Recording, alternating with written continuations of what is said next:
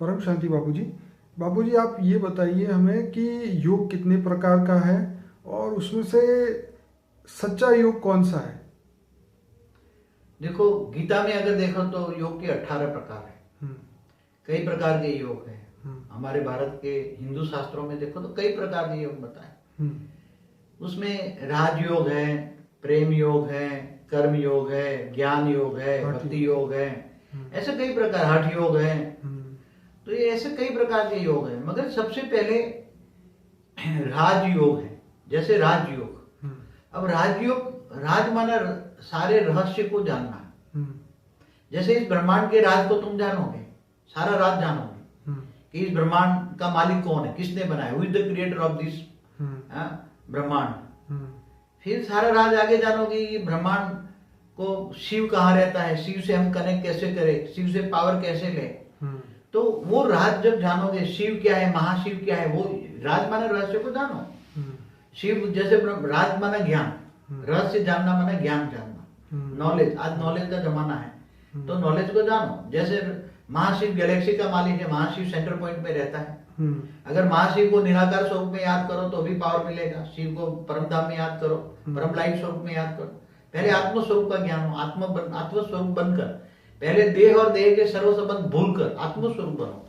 तो पहले आत्म स्वरूप का अनुभूति तो आत्मा भ्रुकुटी में रहती है। हमारा जो बड़ा माइंड है उसके सेंटर पॉइंट में रहती है, एक चमकता है, जिसे पीनियल ग्रैंड बोलते हैं, जो हाँ, साइंस वो बड़ा माइंड जो बोलते हैं साइंस वाले, या जो शब्द बोलते हैं। पिनियल, मगर हमारा जो बड़ा माइंड है उसके सेंटर पॉइंट पे एकदम अति सूक्ष्म, जो वो बोलते हैं बाल से भी छोटा है वो दिखाई नहीं देगा, हम्म। अति सूक्ष्म, वो तुम्हारी आत्मा है। आत्मा माना एनर्जी, माना पावर। हम्म, आत्मा कई अलग अलग तत्वों से बनी है।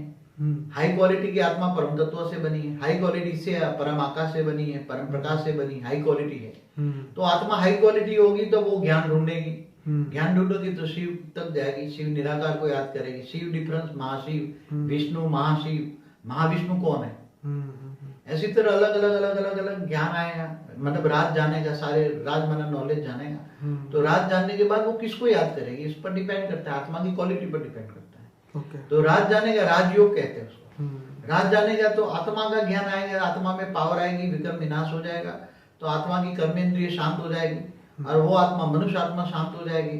तो मरने के बाद वो फिर जिसको याद करता है उसी को पाओगे। गीता में भगवान कृष्ण ने कहा, तुम सर्वधर्म परित्यज्य मामेकम शरणम मम। तो तुम सारा धर्म छोड़ दे और मेरी शरण में आ, तो मैं तुम्हें परम धाम ले जाऊंगा। तो भगवान कृष्ण कौन है वास्तव में? परम राम और कृष्ण, कृष्ण किसी कोई जान नहीं सकता।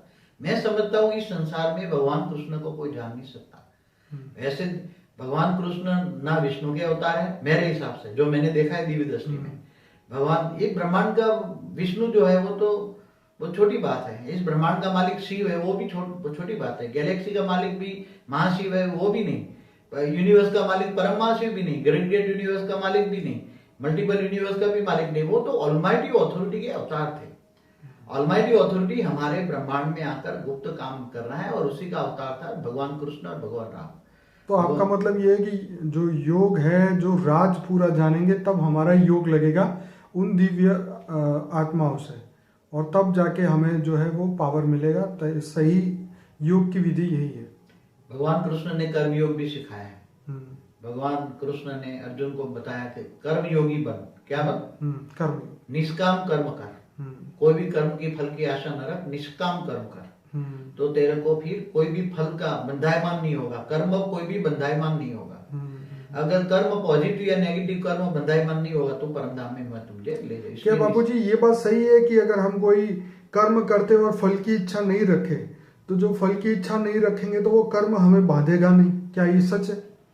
जब तुम्हें ज्ञान हो जाए, कर्म योग का नॉलेज हो जाए, राजयोग हो जाए, गीता का ज्ञान हो जाए, और गीता के भगवान को तुम जान लो, तो कर्मों का ज्ञान होने के कारण तुम कर्म योगी माना परमात्मा की याद में रहकर तुम कर्म करोगे। तो वो कर्म, तुम पाप कर्म तो करोगे नहीं, परमात्मा की याद में रहकर जो कर्म करोगे तो पाप कर्म तो तुम्हारा बनेगा नहीं, ठीक बात, विकर्म बनेगा नहीं, पाप बनेगा नहीं। तो अच्छे कर्म बनोगे, अच्छे कर्म करोगे, और वो भी फल की इच्छा के लिए तुम नहीं करोगे, तुम निष्काम कर्म करोगे। तो एक दिन आत्मा धीरे धीरे आत्मा परम परम परम आत्मा बन जाएगी, परम धाम में चली जाएगी। ये राजयोग है, कर्म योग है।